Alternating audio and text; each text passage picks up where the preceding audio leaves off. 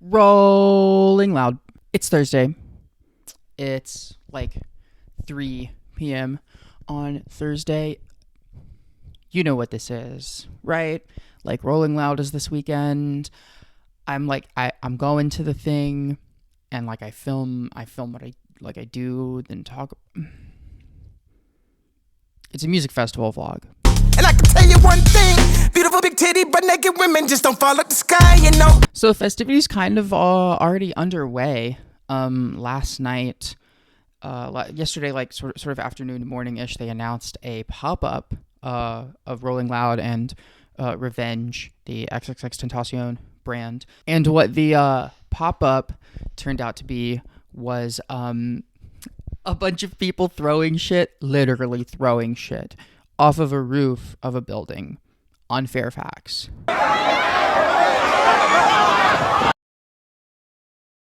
To my knowledge, no one was hurt severely, at least at the festivities. I scraped up my hand a little bit, and I did catch something at the festivities. I caught the shirt I'm literally wearing right now.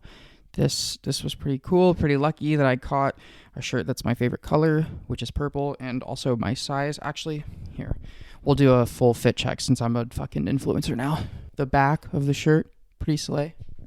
Pretty cute, I think. Yeah. There was also a surprise show last night that was also affiliated with Revenge that they did at Echo, Ski Mask the Slump God show. I was available. I would have loved to go, but you had to have your pass to get in. And since I have a press pass, which they don't mail you, I have to go pick it up at Will Call. I didn't have a pass, so I couldn't get in because I would have gone. But I think we'll see Ski Mask over the weekend anyway, so it's not the worst thing in the world. But yeah, today is Thursday, and that means it is Kanye West and Ty Dolla $ign Vultures time. And I really don't know what to expect. If you're watching this video, you probably already know what happened, be it from like an article you read or a video or something. Maybe you even read my article. And I have mixed feelings about this. I've never seen Kanye before. I've never seen him perform live before. And I certainly know that it would be really expensive in most other capacities. I'm pretty excited for this. I'm looking forward to just having seen Kanye hopefully perform in person, but the reputation he has, something tells me he'll be late, and he's only allotted an hour and a half. And as we saw with the Frank Ocean Coachella performance last year, California has a pretty strict curfew. So if he is still trying to perform at 9:30 when it's supposed to wrap up, the government of California will personally execute him on stage. Yeah, I guess all I can really hope for, because I wasn't really crazy about Vultures, is that maybe the songs have a new life, a new energy and intensity in a live setting, that they actually show up on time and deliver some semblance of a real performance, and that Kanye doesn't say anything anti-Semitic, transphobic. That would be tricky for me. I'll probably take off pretty soon because, like I said, I have to run by Will Call, pick up my pass, and I kind of want to explore the park. I don't think everything is going to be fully open on Thursday today, but this is my first Rolling Loud, so I'm going to check the place out. Been to SoFi Stadium before. I know what the complex is like, and it's very cool. A lot of things to look forward to, and I'm hoping that the night is crystallized by something at least digestible from Kanye West.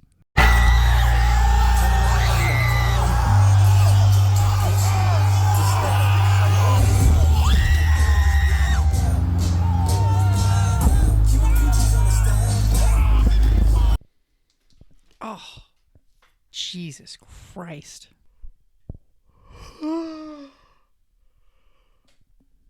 Fucking hell. I'm already this tired and the festival hasn't even started yet. It's Thursday, 11:30, back home, first night. Kanye and Ty Dolla $ign performance. Kind of a clusterfuck getting in to the festival, starting with the fact that it was delayed by an hour. They were supposed to be able to open the gates and let everybody in at 5. That ended up happening at 6, something everybody in line was pretty grumpy about.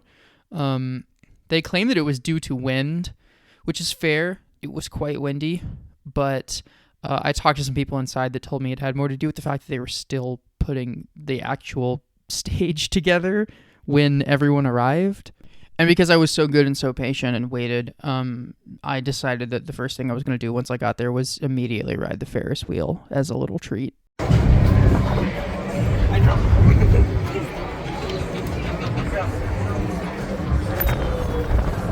And yeah, the only performance of the day was Kanye and Ty Dolla $ign's special little thing, the Vultures experience, which was scheduled to start at 8, started around 8:40, which by Kanye time honestly is early. I had kind of floated the idea around to a couple of people that it would be a listening party, even though they were purposefully marketing it quite ambiguously. I think they were calling it the Vultures experience, which, because I had been following Kanye pretty closely, I was pretty sure was going to be a listening party. But that definitely wasn't the sentimentality of a lot of the people around me. I definitely overheard and even participated in some conversations with people who were a little bit let down by the fact that it wasn't an actual performance. And I don't know whether the verbiage of experience came from Rolling Loud themselves or Kanye and Ty Dolla $ign, but it kind of read as intending for people to think that it wasn't just a listening party like all the other listening parties.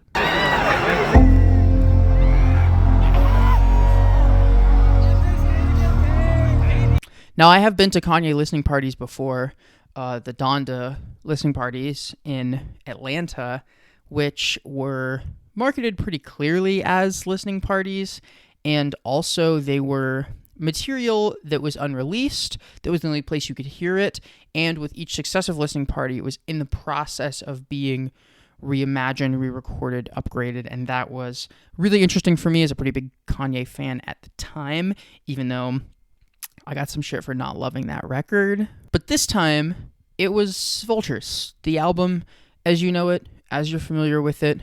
Kanye, Ty Dolla $ign, and a myriad of star-studded guests doing what is essentially an interpretive dance to most of the track list of Vultures 1. And yeah, there's kind of a limitation for how much you can watch someone else listen to their own music in front of an audience.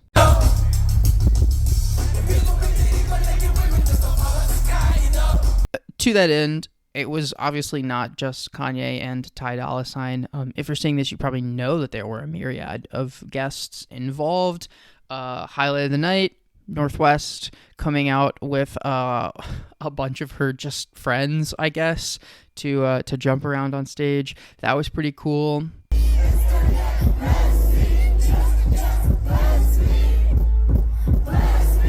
Quavo in attendance. We had Rich Homie Quan in attendance. YG was there. Freddie Gibbs was there. There were a lot of people who showed out, but then again, it's hard to get excited about watching Freddie Gibbs jump around on stage to his verse on a Kanye song.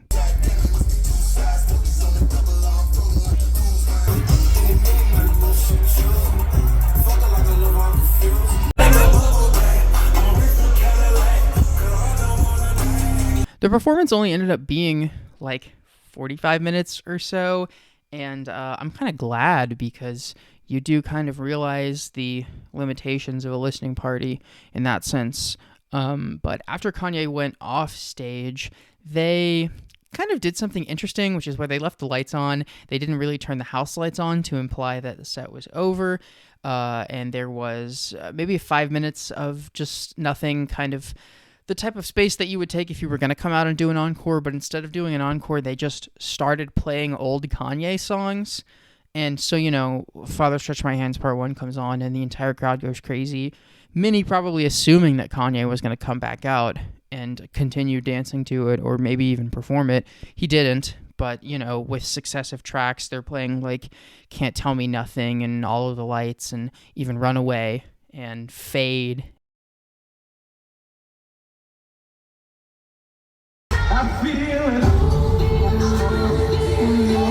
I did have fun, admittedly. I would be a little upset if I had been one of the people who paid for single day Thursday tickets, because I think you could make a argument that it was deceptively marketed and it was not made clear that it was just a listening party. But for how astonishingly, unbelievably close I was able to get to the stage, and the fact that I was already going for the weekend to cover the festival anyway, and Thursday was kind of thrown in for free, I find it hard to complain that much about it. And so tomorrow is wake up, write the story, cover the Kanye set, listening party, and then head right back down to the festival for another day of shit and see if I can not pass out from exhaustion or from my feet and back hurting or get so sunburned that I just turn to dust and die. It's Friday. It's Rolling Loud. I'm late already. Whoopsie. That's kind of why we're doing this while my hair is still wet and while I'm kind of sniffly. Woke up pretty early this morning to get the Kanye story out as quickly as possible, and talked to some of my colleagues who were also in attendance at Rolling Loud and who saw the show and wrote up their own stories, and kind of got a lot of confirmation of the sort of disappointment that I felt with the whole affair and sort of what I was talking about last night. It seems like everyone was kind of let down by it, and people even dug up some specific instances where Rolling Loud had gone on Twitter and like specifically mentioned that it wasn't just going to be a listening party, it was going to be a performance, which I didn't know that they had said that. As for me, though, we're headed to the festival today. As soon as I'm done recording this, we're going to take off. It is Friday. It is Pink Friday. They are really leaning into a lot of the Nicki Pink Friday stuff and some of their social media coverage. The new Pink Friday like press on nails, I think, are going to be somewhere in VIP. Maybe if I get the chance to check that out today, I'll do it. Yeah, mostly going to be parked around the main stage today. Going to try and check out Lil Tyler. Going to try to check out Sexy Red. Obviously, really, really excited for Sexy Red. Rae Sremmurd, the YG and Tyga joint set. And then Nicki headlining is probably what I'm going to do today. Very upset that I won't be able to see Party Next Door. Was really, really looking forward to him. Definitely one of like the 2 or 3 best most favorite artists that I have, at least on the roster, and it's unfortunate because I'm working Nicki, so I'm covering her, so I have to be there, and I have to get a good spot. I won't really get to see any of the P&D set. And yeah, that's the plan. Hopefully if I can get my shit together in a hurry and get there at a decent time, I'll maybe be able to explore some of the other things going on at the festival and going on in VIP, without there being extremely long lines for all of it. So we'll see. You're about to know, and I'm about to know just in a little bit longer.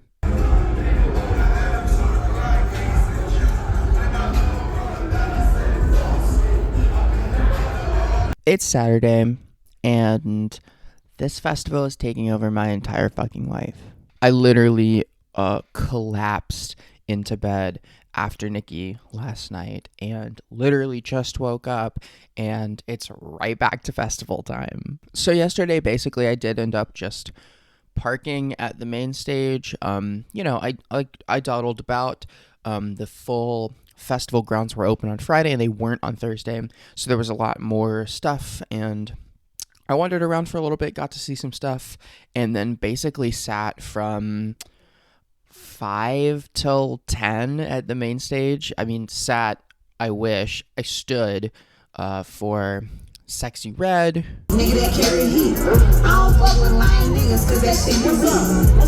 Rae Sremmurd,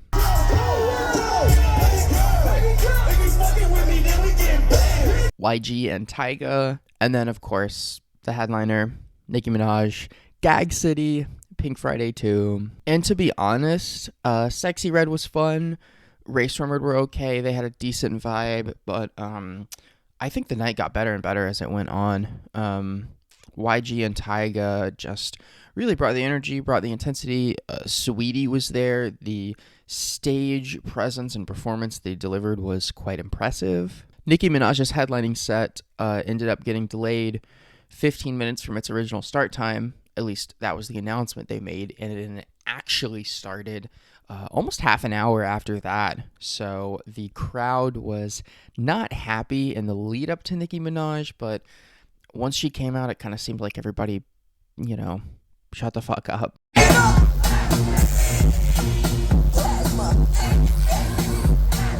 Not to say that she was right to be that late, and I'm certainly not a Barb. Maybe at points I've been Barb adjacent. There's a lot of Nicki singles that I really, really like, but she just brought a theatricality that was really impressive.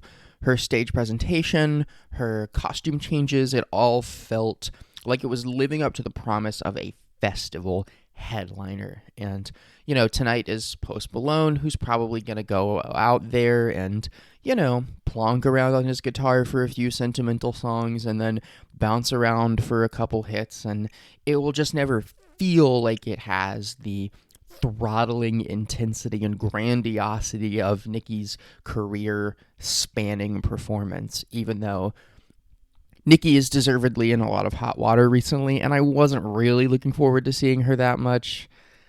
I don't know. I can't say I didn't have a great time. And so today I decided that I thought it would be really fun to go early, to get there as early as I can, to try and get there right when the gates open, because there's a bunch of stuff that I want to do that I haven't been able to, because by the time I get to it, the lines are really long. There's like, you know, a barbershop. I probably wouldn't do that, but it would be cool to check out. There's like a free tattoo place that would be awesome to check out. There's a little like Forever 21 sponsored makeup bar where you can get like festival glam done. Love to do any of those, but by the time I arrive, the lines are around, even in VIP, the lines are, you know, 100 people long, and I would miss half the festival waiting in it. So I woke up today 5 minutes ago thinking, okay, we're going to get ready. We're going to get to the festival as soon as possible. We're going to get in line for right when the gates open at 3. Wrong. The gates open at 1 today. And there is no fucking way I'm going to make it there in time. Today is also going to be a slow down day because I spent the past 2 days getting as close to major artists as I could. And I'm skipping Post Malone's headlining set today because I saw what it takes out of you last night to go to a headlining set, and I know that I'm going to do that again for Metro Boomin in future on Sunday. So it was a really, really easy decision because I've never really been that big a Post Malone fan to just pass on that set entirely. But there's a bunch of other stuff today that I am interested in. I haven't exactly looked at the full schedule yet and where everybody is, but obviously Flo Milli is playing today. I'm not missing that. Really want to see Summer Walker today. I know Callie is playing. I know Maya the Dawn is playing. I know Fuerza Regida is playing, which, I know Junior H pulled out of this festival at the last minute, which I would have loved to have seen Junior H. But I do kind of want to get the opportunity to experience the sound of regional Mexican music live for the first time. So even though Fuerza Regida is not one of my favorite bands in that scene, I do think I'm going to end up seeing them. But, Suicide Boys also the main stage after Fuerza Regida. I don't know which of those artists I'm actually going to be able to see. I know there's like conflicts over all of those, but at the very least, definitely my day is going to end with Flo Milli and Summer Walker back to back, which I'm really looking forward to. And maybe, just maybe, I can conserve a little bit of energy to put into doing the same thing on Sunday that I did on Friday, which is basically parking on the main stage for guys like Annalie Chapa and Ski Mask and Don Toliver and Chief Keef, and then Future. This Sunday is going to kick my ass. So I really need to look after myself today. Damn, I not to be a recovering architecture student, but this shit is fucking beautiful. It's Sunday morning. I look like I'm crying. Oh my god. This festival is kicking my ass, you guys. I'm eepy. I'm so fucking eepy right now.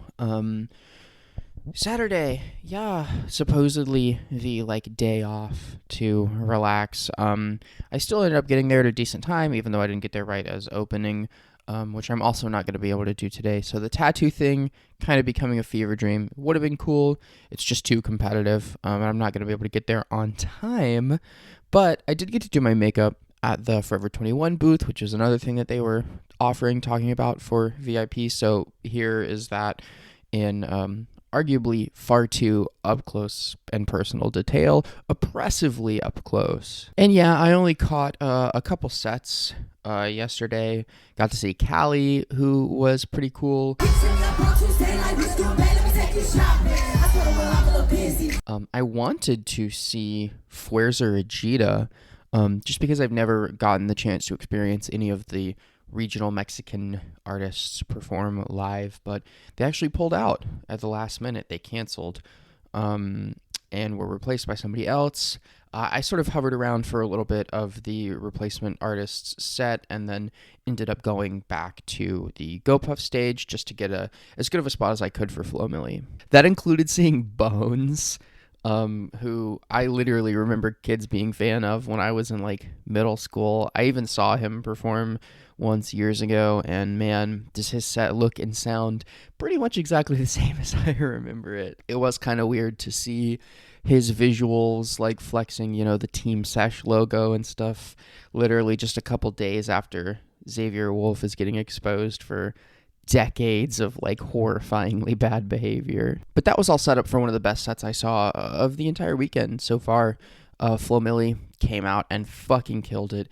Didn't have a super long time slot and just all business. Banger after banger after banger. Her performances were great. Her backup dancers were great. Her visuals were great too. I just loved everything about her performance was absolutely wonderful. Definitely one of, if not the best set that I've seen so far this weekend.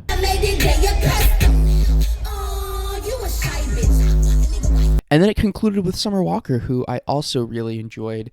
I did not get any videos of Summer Walker. Let me explain why. I figured it's Rolling Loud. It's California. It's a music festival. Dress a little skimpy, What's the worst thing that's going to happen? Cold. Fucking cold. Oh my God, it was so cold. I was in shorts and a crop top and a pretty let's call it a low coverage crop top. Apparently SoFi Stadium, which is beautiful, is also somehow a bolstering fucking wind tunnel because the wind at this festival has been insane. I thought it was just a windy weekend when I wore the skirt on Thursday and the wind was blowing it all around, but I'm pretty sure that venue is just windy because it was fucking freezing. I didn't even know if I was going to make it to and through Summer Walker after Flo Milli because I left the crowd, like the thick of the crowd, just to get a breather after Flo Milli went off, and it was freezing. I was like, I'm going to have to leave this festival because I can't fucking feel my arms in this wind. And that surprised me, obviously. Was not prepared for that. But I went back into the thick of the crowd for Summer Walker, and that was okay. That helped tide me over. And then I was like, well, I've got a long walk back to my car, and if it's this cold outside, I'm going to fucking freeze to death. This is going to be my last will and testament. It wasn't. It was fine. Like, I got outside of the festival, and the wind went away. Just something to keep in mind. Surely not going to be dressing that skimpy today. I look withered. Oh my God. I shouldn't have looked in the monitor. This is what 4 days of a music festival does to a bitch. Remember how I looked at the start of this? Deathly. Anyway, I know I said that I was going to be treating yesterday like my day off. I didn't. I skipped Post Malone, like I said, and then I immediately went to another show. Really glad I did because this was amazing. Bunch of great trans artists. Mosh my ass off, dance my ass off, and now I'm even more exhausted than before. So I think today may literally kill me. Hi again. It's Monday. Didn't really get a whole ton of film, like a whole ton of footage on Sunday of the festival. I am withered. I feel completely ran through, and that really started to set in on Sunday. This is about as tired as I've ever been in my entire life. Sunday was an interesting day. I caught NLE Choppa, which was a pretty hype set. Even though I'm not a huge fan of his material, he certainly knows how to keep a vibe. I was pretty excited for Chief Keef because I had a big Chief Keef phase when I was 15, 16, like most white women. And Chief Keef was late for his set. Good deal late. later than, I mean, everyone at Rolling Loud was late for their set. Every single set. But Chief Keef was later than most. And the first 4 songs of his set were just the DJ playing Chief Keef songs with nobody on stage. And then he came out and played a few, and then had Sexy Red out as a guest, literally on the same stage where I had just seen Sexy Red play those same songs on Friday. Not the end of the world, I get it. Not everybody has a 3-day pass, but it was also just like, yeah, this is exactly what I saw on Friday. Played 1 or 2 more songs and dipped. Very disappointing set from Chief Keef. And honestly, shockingly, my entire weekend was kind of saved from that point, starting with Ski Mask the Slump God, who, holy shit, honest to God, put on the best fucking show of the entire weekend. Ski Mask or Flo Milli easily were the best show I saw this weekend. You know, you see all these videos of crazy, like Rolling Loud mosh pits and super hyped up crowds. Absolutely was not the vibe, the demeanor of almost any show that I went to, except for Ski Mask. That was the only show that felt, in my mind, the kind of nebulous rowdiness that so many people associate with Rolling Loud as a festival, and it was fantastic. Played all of his best songs, great tributes to both Juice WRLD and XXXTentacion.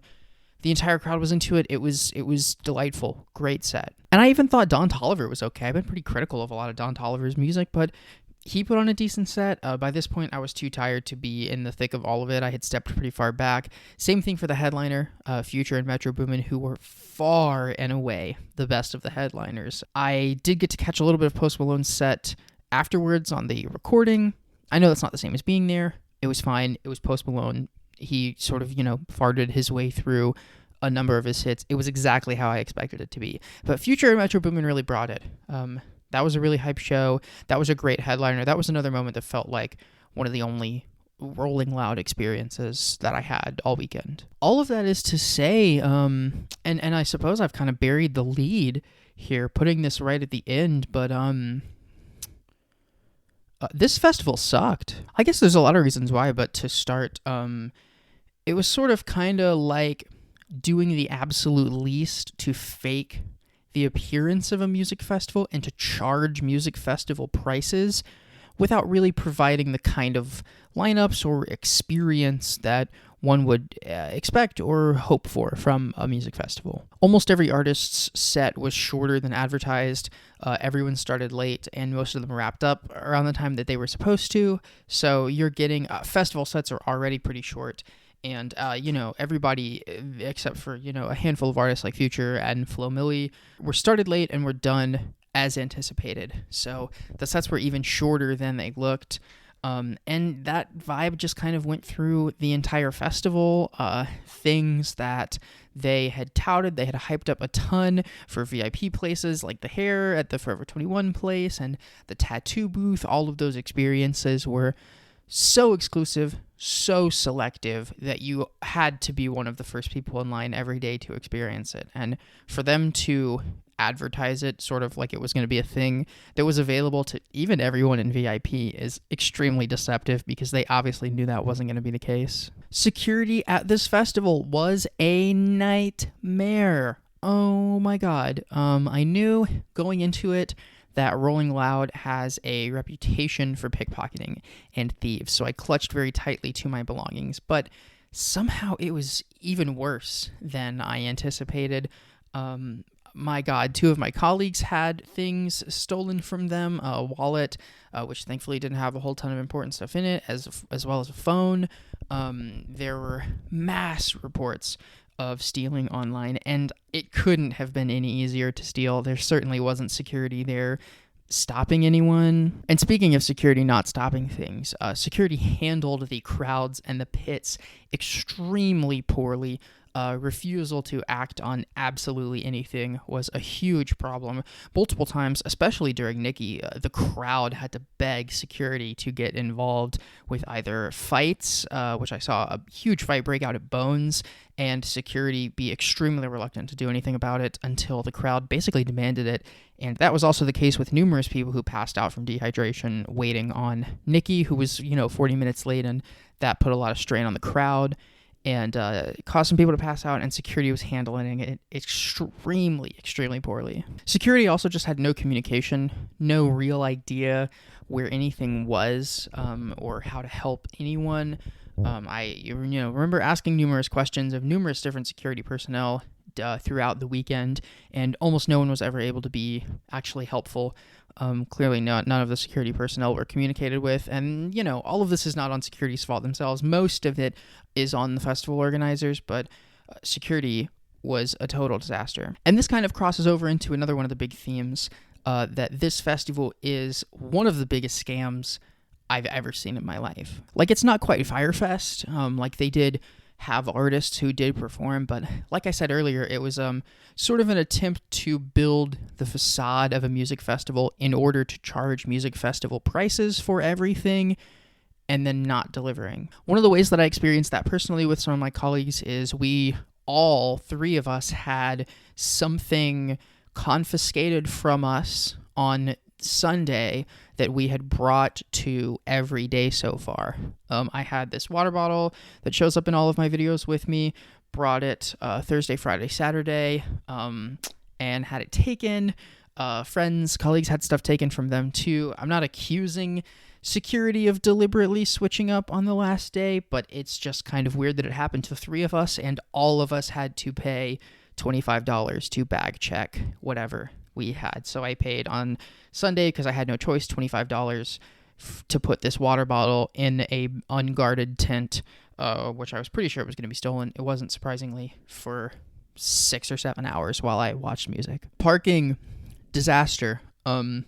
SoFi Stadium, one of the only festival venues I've ever been to that actually had the parking to theoretically accommodate much of the festival, and they charged $40 a day for it every day, which even by festival standards is kind of ridiculous. You're talking about, quite a significant increase on almost, another ticket for some people just to park for the weekend. So obviously tons and tons of people didn't do it, which meant that there were insane carpool lanes outside after every night, and tons of people walking far distances to try to get to and from their cars, which sucks. It's poor planning, it's poor organization, and it's insane greediness when things really could have been optimized and a lot better. Not to mention the fact that the more that you dig, the more that this whole festival starts to just look suspiciously shammy. Obviously, the Kanye thing was a big deal. Tons of people feeling scammed. There's receipts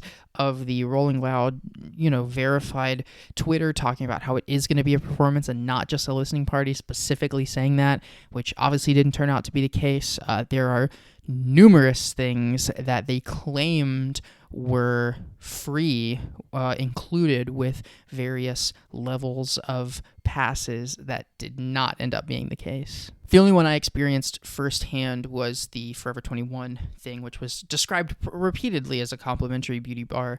And, this has all been dug up and cited online, and I had already read ahead of time that they were charging people for something that they claimed was complimentary, and the staff at the Bunny's Bay bar Forever 21 thing were great. They were really nice, and you could tell that they had become accustomed to the disappointment that people were feeling after being charged way too much for anything every time that they went in there. So yeah, it was pretty bizarre seeing a festival like this operate with the same lack of integrity as the merch scammers hanging out outside the venue. I'm no music festival novice. I've probably been to about a dozen in my life, and this was the worst. This was definitely the worst. I'm exhausted from various structural failures, far more exhausted than even other 4-day music festivals I've been to. I guess I should say organizational failures. No structures literally collapsed or anything. I can't believe no one died at this festival with how bad security was. And yeah, it was repeatedly charged way too much for getting way too little. Disappointing sets all around from a ton of big artists, short run times, late arrivals, underwhelming, underplanned. I don't know if all Rolling Louds are like this, but certainly I can say for this one, 2024 was a huge mess. And yeah, I guess that's kind of all I have to say about it. I didn't pay to go to this. I worked, so my ticket was free, and I still really wish I hadn't gone. I can't really think of anything more damning than that.